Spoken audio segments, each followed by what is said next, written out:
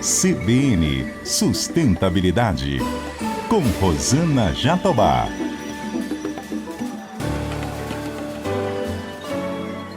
Oi, pessoal, tudo bem? O CBN Sustentabilidade de hoje aborda a agenda ESG no mercado de cerveja. Você sabia da grande relação deste mercado com o meio ambiente? É que dentro de uma lata ou uma garrafa de cerveja tem cevada e lúpulo, que são insumos que vêm da agricultura.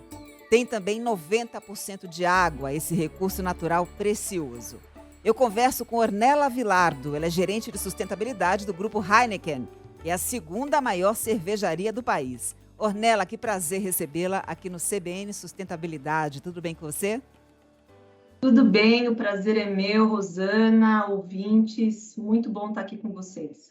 Ornella, o que é que preocupa hoje as cervejarias quando a gente fala da agenda ESG? Porque quando a gente pensa na cadeia de valor como um todo, né, produção, embalagem, transporte e descarte, a gente nota que existe, de fato, um impacto socioambiental da cadeia. Mas dentre esses elos que eu citei, qual é aquele que desperta mais atenção do mercado? Rosana, eu vou te dar um pouco também do contexto para chegar na sua pergunta. A Heineken, por mais que seja uma empresa centenária, ela está há pouco tempo no Brasil. Ela tem 11 anos no mercado brasileiro. E por mais que hoje nós tenhamos aí uma operação de grande porte, nós temos operações de norte a sul do país, 12 grandes cervejarias, 2 micro cervejarias, uma fábrica de concentrados em Manaus, 31 centros de distribuição. Então, por mais que a gente gere aí por volta de 13 mil empregos, gere impostos e tudo, a gente sente que é preciso ir um passo além. E não é só a Heineken, não é só a indústria cervejeira, eu acho que as empresas, no geral, entenderam que o papel delas na sociedade, hoje em dia, vai além. É mais, inclusive, do que minimizar impacto negativo. Eu costumo dizer, inclusive, que é regenerar, é trazer impacto positivo. Então, é nessa linha que a gente vem trabalhando fortemente nos últimos anos. A gente estruturou uma área de sustentabilidade, consolidou os indicadores, né, definiu compromissos locais, muitos deles alinhados com metas globais, para que a gente consiga entregar impacto tanto do ponto de vista ambiental, social e também do ponto de vista de consumo responsável. Esses são os 3 macropilares da estratégia e que a gente entende que precisa dar foco e olhar na perspectiva de negócio. Isso faz parte da forma de fazer negócio do Grupo Heineken. Então, eu te exemplificaria dessa forma abrangente, acho que a gente vai entrando nos pormenores. Com certeza, daqui a pouco a gente vai destrinchar cada um desses pilares que você citou, mas ainda analisando o mercado como um todo. Você concorda comigo quando eu digo que tradicionalmente as empresas do ramo, elas olhavam muito mais para dentro de casa, para suas operações internas, né, questões de eficiência elétrica, hídrica, gestão de carbono, e se preocupavam pouco com o entorno ali das comunidades, com causar impacto positivo fora dos seus muros? Sim, eu acho que essa é uma lógica que vem se alterando ao longo do tempo por uma série de questões. Vou te trazer 2 elementos para exemplificar, tá? O primeiro é a lógica do aquecimento global, né? O aquecimento global é uma realidade. As organizações, os governos precisam se comprometer com a redução de emissões. Quando a gente fala da redução de emissões de uma fábrica, né, de uma companhia de cerveja como a Heineken, a nossa pegada de carbono, a nossa emissão de carbono, em grande medida, está na cadeia. Mais de 90% está na cadeia.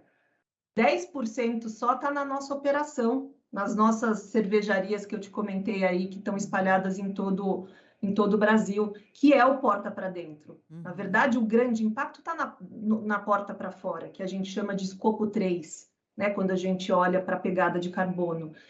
Então, não adianta, a gente não vai chegar onde a gente precisa chegar, nos compromissos que as organizações estão se colocando globalmente, localmente, olhando só para a porta para dentro. Isso na perspectiva de carbono, tá?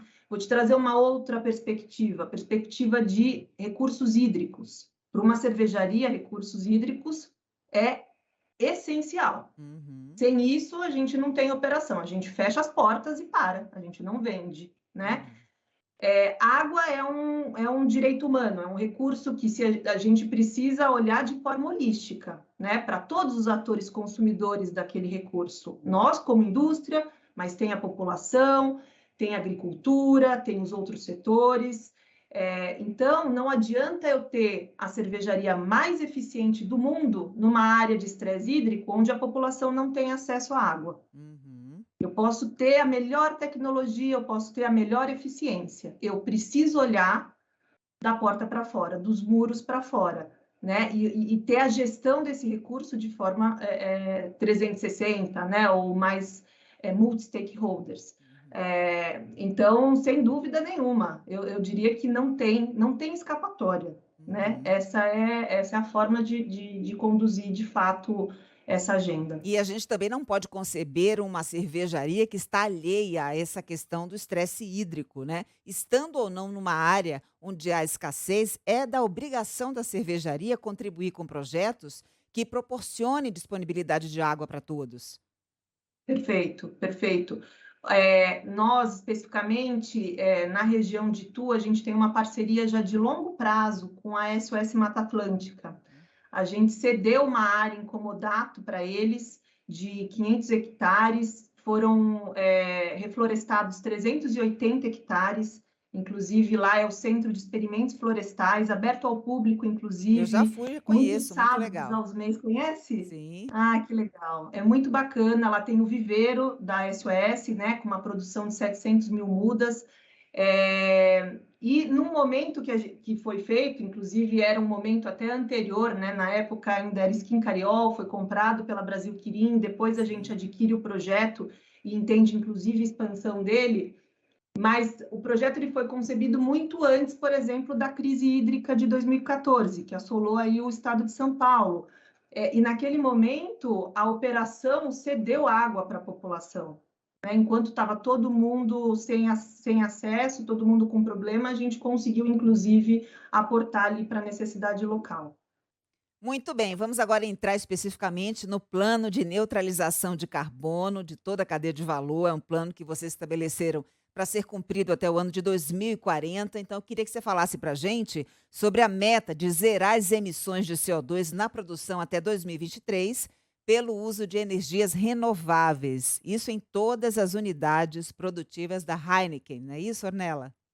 É isso aí.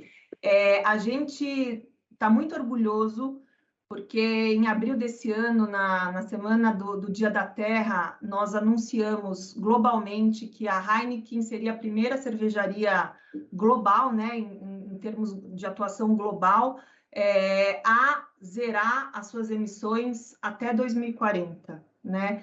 A gente se associou ao Science Based Targets, que é uma organização que mensura e faz essa validação, né, do ponto de vista de compromissos, e a gente está fazendo isso, e é um grupo de empresas até mais restrito, 10 anos antes da média das empresas. As empresas estão, em média, se comprometendo a zerar o carbono em toda a cadeia de valor até 2050. A gente vai fazer isso até 2040. Então, é fonte de muito orgulho, mas o fato é que fazer isso, de novo, lá, desde a agricultura, passando pela produção, pela distribuição, pela refrigeração dos produtos nos pontos de venda e embalagens, é uma mudança de mindset. É uma forma de fazer negócio diferente do que a gente tem hoje. E, portanto, a gente precisa planejar isso desde já. Não adianta a gente querer começar a fazer lá em 2035. Não vai dar. Então, a gente já tem um pacote né, dentro do nosso roadmap que a gente fala, desse mapa que vai construir esse carbono neutro lá em 2040, desde hoje. Então, na verdade, desde antes, porque a gente já vem nessa trajetória. Qual que é o primeiro pacote, então? Energias renováveis na nossa produção. Então, a gente já começou essa trajetória lá em 2008, e em 2023 seremos 100% renováveis, em todas as grandes operações e nos nossos centros de distribuição também, tá? Então, a gente está falando aí de energia térmica, ou seja, sair do gás natural e ir para caldeiras de biomassa, e energia elétrica também de origem renovável e certificada, tá? Então, Eólica e solar, vocês estão trabalhando? a gente é um mix entre solar, eólica e biogás, então é um mix que a gente faz. A gente acabou de fechar uma grande parceria com a Ômega Energia, num contrato de 10 anos, né, de parceria para ter na parte de energia elétrica, 100% de energia renovável. Nós, E aí eles fazem um inclusive, mix, né? repercutimos aqui no CBN Sustentabilidade com Antônio Bastos, CEO da Ômega Energia, que é a Ah, maior empresa de energia renovável hoje no Brasil. É um exemplo inspirador para a gente. Agora, Ornella, nesse esforço de utilizar energia renovável nos centros de distribuição, vocês estão prevendo esse uso para empilhadeiras elétricas em toda a frota e também um projeto piloto com caminhões elétricos no Sudeste e no Nordeste do Brasil. São isso. projetos de vanguarda, né? Você não vê por aí esse tipo de iniciativa na cadeia. A gente vê movimentos na cadeia, não, acho que não é isolado, Hum. acho que a cadeia está tentando olhar para alternativas, mas o fato da gente levar energia renovável para todos os centros de distribuição, ter as empilhadeiras, mais o trabalho de avançar com os caminhões na nossa distribuição secundária, eu acho que o pacote como um todo é robusto o suficiente para falar poucos players estão fazendo isso. Hoje, então, a gente tem nos nossos centros de distribuição de São Paulo e de Salvador, esses caminhões em operação. A ideia é entender o modelo e conseguir replicar, né, e expandir. E o mais interessante é que a energia renovável não para aí, né? A gente também busca levar isso para os nossos clientes, para os nossos pontos de venda, os bares e restaurantes. Então, a gente vai trazer novidades com mais detalhamento da própria marca Heineken, porque a marca Heineken é que vai levar essa solução para os clientes, mas a ideia é que a gente, através da geração distribuída, que é uma modalidade de levar energia renovável sem ter a infraestrutura do painel, quer dizer, não tem um custo ali de implementação do pequeno, né, da pessoa física ou do pequeno gerador, para os pontos de venda. Então, isso vai ser um avanço muito grande e a gente vai conseguir levar energia renovável de forma transversal na cadeia. Você está querendo me dizer que a Heineken vai apoiar projetos de instalação de painel solar nesses estabelecimentos que vão comercializar cerveja?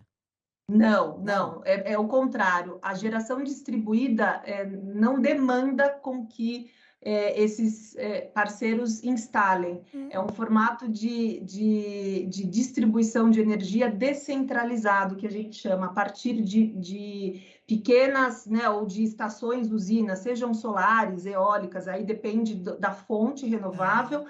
mas ela tem que estar dentro do estado. E aí o cliente ele tem que fazer só uma diferenciação ali, um opt-in num formulário online, onde ele vai passar de usar a energia convencional para uma energia renovável. Então, é tudo online, não tem uma questão física, né, e de infraestrutura ali local. Você acha que você vai sair dessa entrevista sem me falar mais desse projeto? Olha, muito legal, né? Mais uma inovação aí para o setor, eu desconhecia completamente. E que a gente sabe mesmo, né, Ornella, que é a inovação que vai nos redimir de todos esses problemas que a gente enfrenta para neutralizar a cadeia. Sobre o uso das embalagens, quando a gente fala de lata de cerveja de alumínio, não há o que se preocupar, esse é um mercado atualmente desenvolvido no Brasil, com quase 100% de aproveitamento. Agora, quero que você me fale sobre o uso de material reciclado nas embalagens de vidro. Há quantas anda aí o desenvolvimento dessas tecnologias? Perfeito. Bom, a gente se comprometeu que até 2025, Rosana, nós seremos 100% circulares nas nossas embalagens, no canal de bar e restaurante, que é o canal mais representativo para nós, tá? O que é ser circular na nossa concepção? 2 eixos principais. O primeiro é retornabilidade, embalagens retornáveis. A indústria já tem essa prática há muitos anos. Se a gente lembrar lá atrás, antigamente nossos pais levavam engradado no Sim, supermercado, os né? cascos. Os cascos, exatamente. Essa prática acabou se mantendo dentro dos bares e restaurantes. Então, hoje, a maioria do nosso portfólio, em volume de peso de embalagens, já é retornável, já é circular. Essa embalagem ela tem mais de 20 ciclos de vida. E ela volta para a nossa cervejaria no final da vida útil e ela é direcionada para uma vidraria. Então, a gente já tem um modelo que eu diria que é o ideal. Sim. É o melhor dos mundos, do ponto de vista de emissão de CO2, de diminuição de geração de resíduos sólidos e etc. O fato é que o mercado evoluiu para embalagens que a gente chama de one-way, embalagens que não voltam para a cadeia. As long necks, por exemplo, é um exemplo de one-way. Então, nesse caso, para ser circular, a gente entende que a gente precisa praticar reciclagem. De alguma maneira, este vidro, ou este alumínio, ou este papel, esse plástico tem que voltar para a cadeia de valor, né? Idealmente para uma outra embalagem, né? Então, a partir desses 2 eixos, a gente quer ser 100% circular no canal de bares e restaurantes. A gente já faz muita coisa hoje, tá, Rosana, do ponto de vista de reciclagem. Hoje a gente apoia mais de 200 cooperativas, a gente tem programas aí de longa data, como o Glass is Good, focado em vidro. O fato a gente tem programas que incentivam o consumidor à mudança de comportamento, um só focado em vidro, que inclusive a gente vai expandir, chama Volte Sempre, é uma máquina que você coloca a sua garrafa, tritura essa garrafa e você recebe um cashback ou um desconto para comprar um novo produto no ponto de venda. Então, você incentiva com que o consumidor seja um elo aí atuante na cadeia. Então, a gente tem inúmeras iniciativas. O fato é que a cadeia de vidro ela é mais complexa. Então, comparada à cadeia do alumínio, eu vou te dar um exemplo. A tonelada do vidro, a tonelada do alumínio por uma cooperativa chega a ser vendido a R$ 4.000 a tonelada do alumínio. O vidro a 120. É muito díspare. E você tem a questão do vidro quebrar, o vidro ser pesado. Então, não é uma cadeia fácil, é uma matéria-prima barata. Então, é mais fácil, muitas vezes, comprar matéria virgem do que usar o caco de novo na produção. Então, a gente precisa olhar na perspectiva também de projetos estruturantes. Como que a gente vai entender a cadeia do vidro de uma forma mais ampla. Isso a gente faz, inclusive, de forma setorial, sentado do lado do nosso concorrente, porque essa não é uma solução que vai vir só da Heineken. Sim. Também, entende? É um problema sistêmico, complexo no Brasil. Mas a gente acha que o poder das nossas marcas também ajudam na conscientização. Então, por exemplo, esse programa que eu falei das máquinas, sem dúvida nenhuma, levar para mais capitais, que é o que a gente quer fazer, vai levar um conhecimento, uma conscientização dos consumidores muito maior. Sem dúvida nenhuma, vai ajudar. Eu achei interessante você citar o bônus que se dá ao consumidor quando ele tem o trabalho de ir lá colocar a garrafinha dele numa máquina para o vidro ser triturado. Uma vez eu entrevistei uma CEO de uma grande empresa de cápsula de café e perguntei para ela por que a sua empresa não remunera as pessoas que devolvem as cápsulas usadas. Ela me disse que a diretriz lá na Suíça é no sentido de não remunerar, porque eles querem ampliar a consciência do consumidor não pelo bolso, e sim por uma questão mesmo de mudança de mindset, né, de mentalidade. O que você acha dessa questão?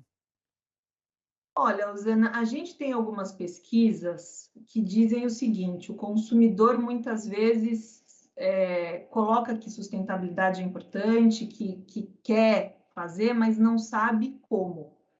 E as empresas podem ser facilitadoras nesse processo. E aquela que for facilitadora, certamente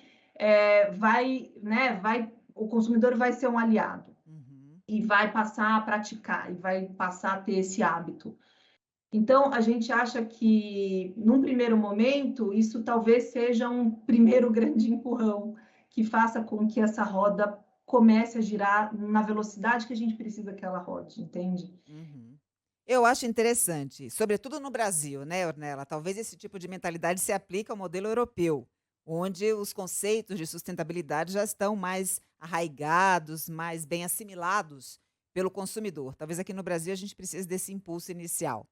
Quero que a gente fale agora sobre a questão do consumo responsável, né? De que maneira isso é um pilar na gestão de negócios da Heineken e de que forma vocês estimulam o consumo consciente? Para nós, consumo responsável é a base, né, que traz perenidade para o negócio a longo prazo. A gente entende que o nosso produto ele tem que ser usado para bons momentos, em bons momentos, né, para celebração. Então, para nós, é fundamental combater o uso nocivo, inclusive para que o negócio não sofra restrições. Tem uma série de outros elementos, inclusive, que a gente precisa se atentar.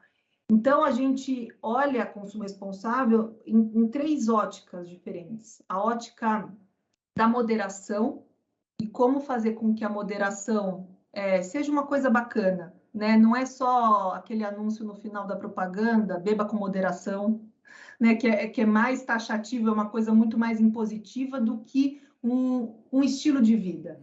Um estilo de vida equilibrado traz uma série de benefícios, né? Então, por que não promover esse estilo de vida equilibrado? E a gente sabe fazer isso de uma forma bacana, né? A marca Heineken conversa com o público jovem muito bem.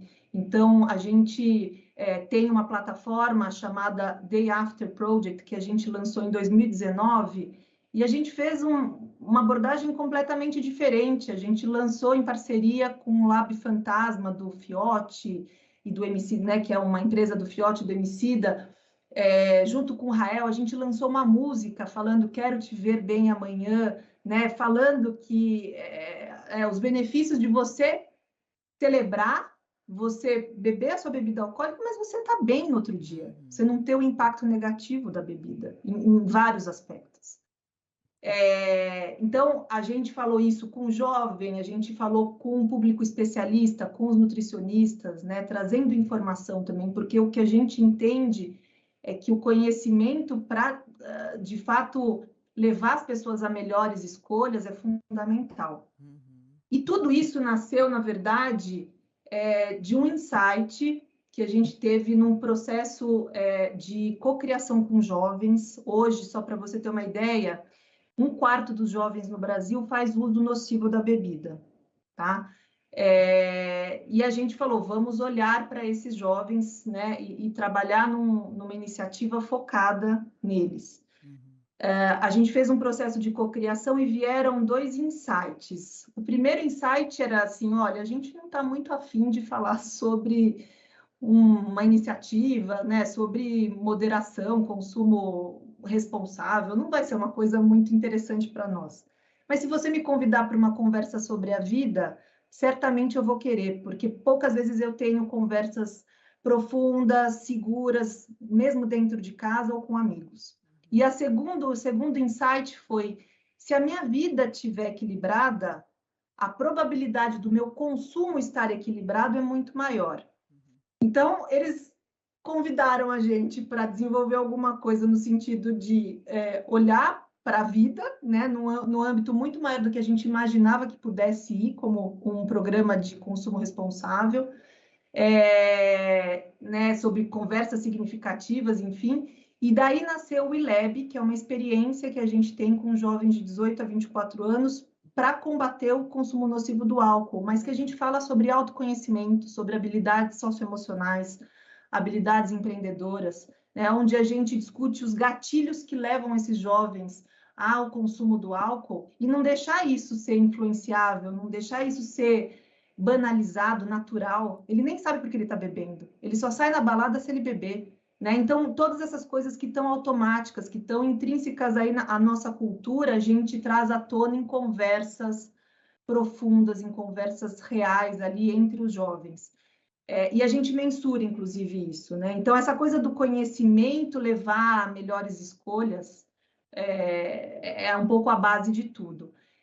Então, o primeiro eixo, então, é moderação, o segundo é consumo nocivo, o nosso principal projeto é o ILEB, e o terceiro é a gente levar um portfólio de produtos onde as pessoas tenham opção de escolha.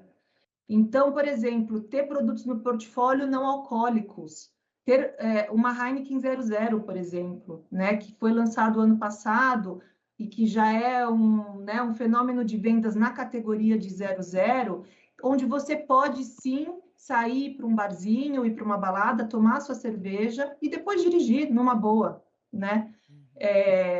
Combatendo aí diretamente o consumo nocivo. Então, para nós, consumo responsável é central. Eu acho que você respondeu a pergunta que eu fiz no início da entrevista sobre de que forma a empresa age extramuros. Um programa como esse, acho que resume bem esse espírito, né? De estar realmente preocupada com essa missão, com o legado, com o propósito que vocês querem deixar para o mundo. Ornella, fala para a gente sobre a questão da diversidade, equidade de gênero. Vocês têm uma meta de fazer com que metade dos funcionários seja de representatividade feminina.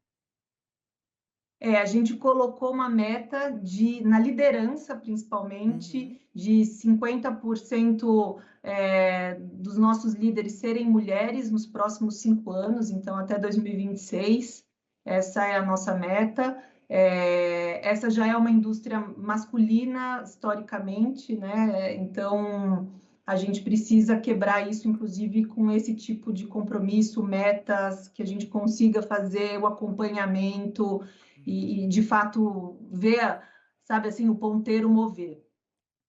E também tem a questão de vocês fazerem parte da coalizão Mover, né, pela equidade racial. Perfeito. Nós fomos, inclusive, uma das empresas fundadoras. A gente entende que, enfim, não é novo, né, para ninguém a questão do racismo estrutural. É preciso ter uma atuação conjunta, coletiva, para que a gente consiga mudar de fato e tá hoje com mais 46 empresas nesse movimento. É gratificante, Rosana. A gente tem ambições grandes dentro do grupo. Você disse que já conversou com o pessoal do Mover aqui, mas a gente está falando de 10 mil posições de liderança adicionais até 2030, e a gente está falando de 3 milhões de pessoas negras impactadas também até 2030, não necessariamente destas empresas, né? Do muro para fora, de novo. Então, é uma alegria e o grupo está muito motivado para realmente fazer acontecer. Muito bem, eu já era fã da marca, confesso que quando tem um dia de sol, aquele calor insuportável, eu abro uma cerveja, tomo o primeiro gole bem gelado, é uma sensação, né? Desperta aquele frescor em termos sensoriais. Quero te parabenizar pelo seu trabalho aí na Heineken, desejar boa sorte e te agradecer pela entrevista, Ornella. Muito obrigada a todos os ouvintes. Eu conversei com Ornella Vilardo, gerente de sustentabilidade do Grupo Heineken. Além de ter acesso ao conteúdo pelo YouTube, você também encontra essa entrevista no site, no aplicativo da CBN ou no seu agregador preferido de podcast. Colaboraram comigo aqui no CBN Sustentabilidade, minha linda produtora Érica Paixão, nos trabalhos técnicos Priscila Gubiotti e Anderson Wendel, e na edição Rafael Furugem. Um beijo para você e até semana que vem. CBN Sustentabilidade, com Rosana Jatobá.